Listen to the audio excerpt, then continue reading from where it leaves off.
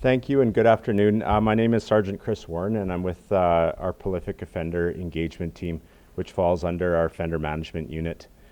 Today I'm here to talk to you about 5 people from Calgary that have been charged with multiple counts of possessing imitation firearms, edged weapons, drugs, stolen property.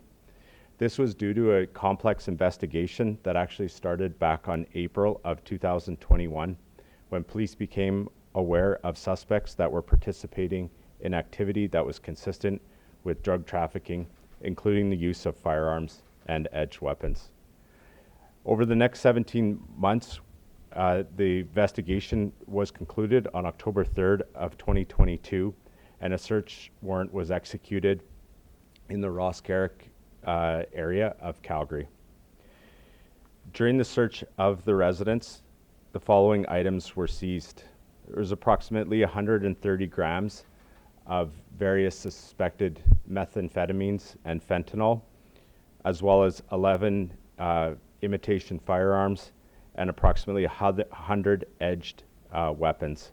There were multiple cell phones, stolen motorcycles, as well as 2 stolen bikes.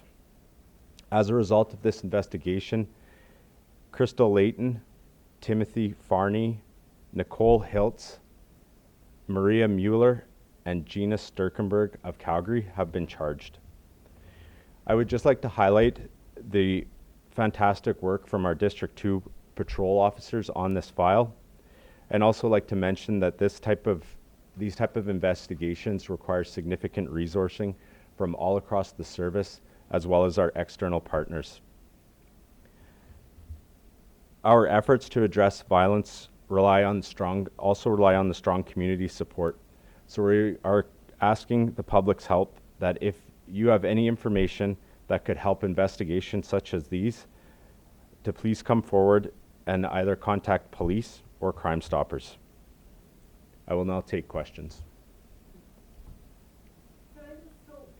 Would you say that the significant part of this is the number of edged weapons?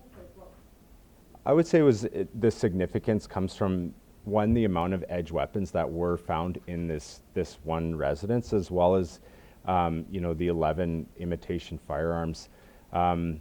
As you can see here, that these weapons may not have been classified yet. Our further investigation will be to determine that, but that they look, in all intents and purposes, of real firearms. So when they're used in the commission of an offense, it's very significant impact on our victims, as well as the safety of our officers when responding to calls. And so would you say, is this pretty exemplary of what's going on in Calgary, or? I would say this kind of shows a continued pattern of what we've seen in Calgary over the last year. I mean, given our current shooting gun violence is up. I think we're at 113 shootings this year. I think this just, adds weight to the current situation that is going on.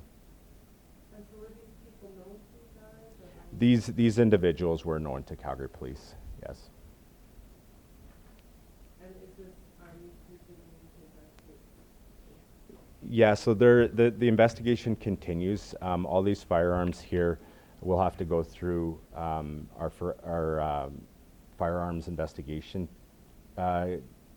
officers, and to determine, one, if they are real firearms, as well as if they've been used in any other additional commences of offense. At which there, I would also ask the public, if you have been the victim of a violent crime or any crime, please do come forward.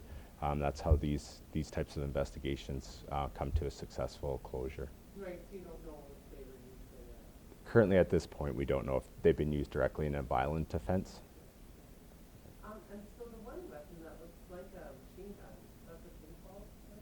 I think the one on the far left end is, my understanding is a paintball gun, yes, yeah. So in and itself not dangerous, but it just looks... Yeah, you're correct, and when it's used in an offense, looking at it right now, I wouldn't be able to tell if it was a paintball gun or if it was real. So the threat is still there, especially also for responding officers when we are responding to something that is presented.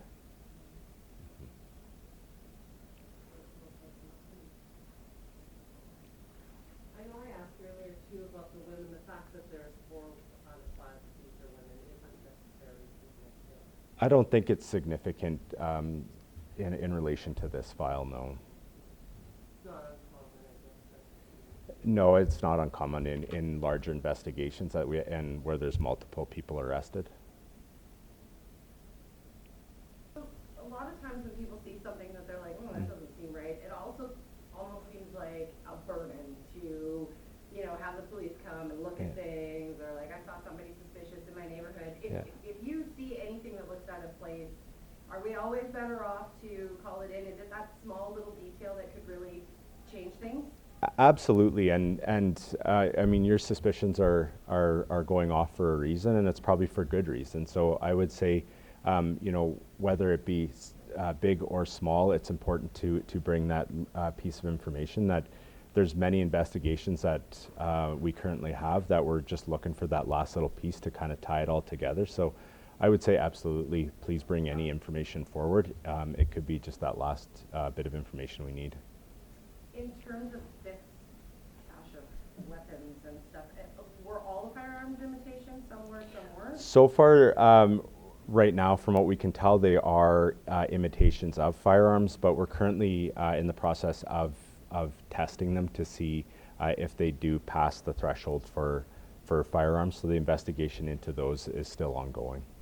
So there was a small amount of drugs seized, but obviously the weapons is sort of the big thing here, right, in terms of public safety? Yeah, public safety, absolutely, as well as, as you can see, these weapons here, if they are imitations, to me, they look real. So for officer safety and for the public as well, this is pretty significant, especially, impact of our victims that are involved in violent crimes.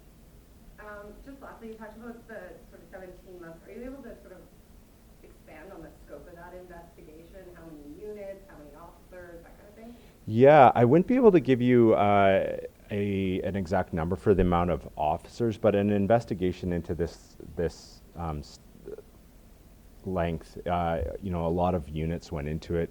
A lot of external partnerships would also be involved. So, on the initial day of the arrest, I can say that the TAC team was involved in this. Multiple officers from patrol, our mountain bike unit, our community resource officers, our prolific offender engagement team, as well as multiple members from Alberta Sheriffs for Safer Communities were involved. So there's a lot of units and officers, both internally and externally outside the service, that go into investigations of this. Have you been able to track down the owners of, say, the stolen motorbikes, the bikes, those kinds of things, or is that still? That investigation's still ongoing, yeah.